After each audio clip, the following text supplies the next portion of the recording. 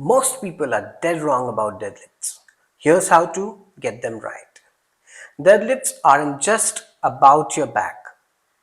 They hit your glutes, your hamstring, core, and grip, making them the king of all the lifts.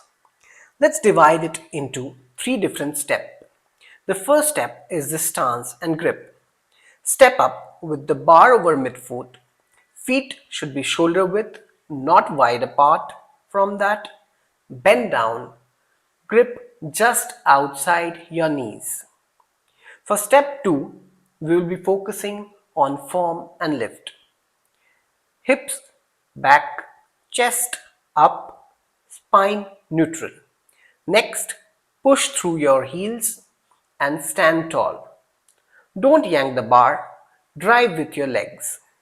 For step 3, we have the control and lowering part.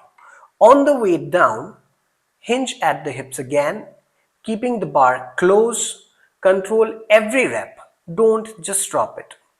One of the most common mistakes which people do is rounding your back. Well, if you're rounding your back, that's for sure a fast track to injury. Master your deadlifts and you'll master strength.